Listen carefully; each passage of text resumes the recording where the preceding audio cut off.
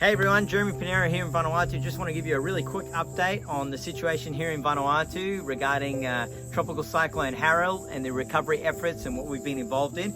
It's been 2 weeks now since we got hit by the cyclone.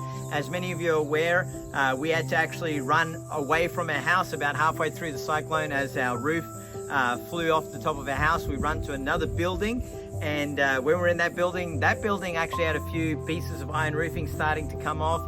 We thought that was going to come apart, and we actually had to, my office is attached to that building and school, and we had to remove some things. And suffice to say, we had several buildings damaged. You can see behind me here on the property, most of our furniture was damaged.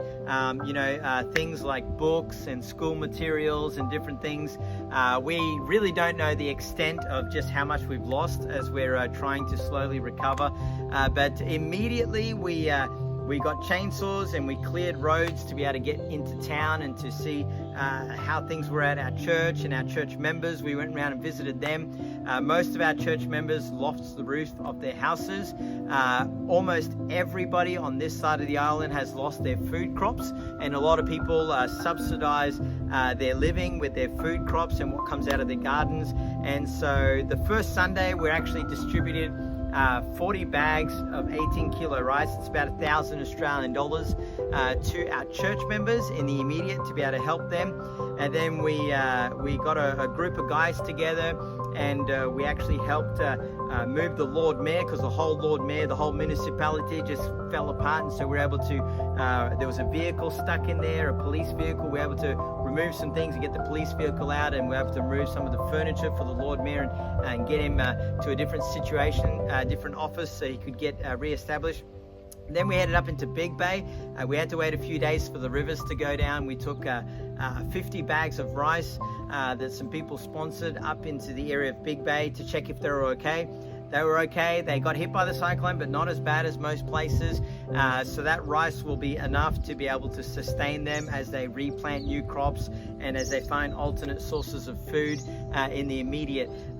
Then we have come back to town. What we've done is we were able to get part of the roof back on our house, but most of the wiring and everything and some of the walling is going to have to be removed, and we're going to have to rerun the wiring through our house.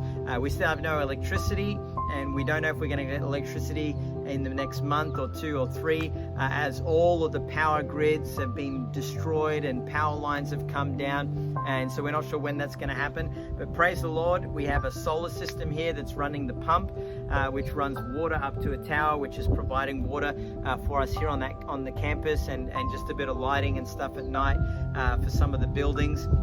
We have been in full disaster recovery mode. We've been handing out drums of water. Right now we're dropping off at about 30 different locations, fresh, safe, clean drinking water to the community of Luganville.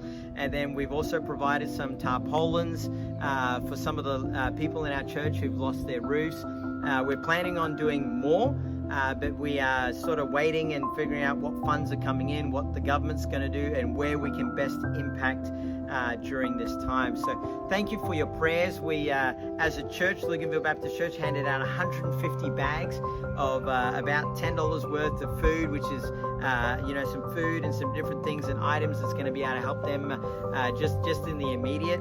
And that is one of the first things that those people had received. And so we've handed those out to 150 households right beside our church. We lost some of the buildings at our church, our dining hall, our kitchen, our Sunday school room. The pastor's house that we were building had gotten damaged. Our creche had gotten damaged. But thankfully, by God's grace, our building stood firm. So we are able to have church services again. So COVID-19 restraints have been removed here on the island of Santos, so we're currently having services again. We've seen a whole lot of new faces turn up to church, along with church members that we hadn't seen for years have come back to church. So God is truly at work right now. We have had communications with the missionaries up on the south of the island. They are doing well, and they're doing food distribution down there. This coming Saturday, we're planning on going up there with a church team from Luganville Baptist Church to the village of Ipiato and helping them clear some trees and seeing what we can actually help with in the long term. our sawmill. We're about to clean the dust off it. We're going to start running that at the church so we can mill up some of the trees that have fallen down to provide timber to our church members and people that we know that are in need. So thank you for those of you who have given. As you continue to give and help us in the recovery efforts here, I can guarantee you that all of that is going to go towards the relief efforts of Tropical Cyclone Harry. These two buildings behind me, we are planning on doing nothing with them for a while. We're going to wait and see as they remove the quarantine measures and as they allow for international travel.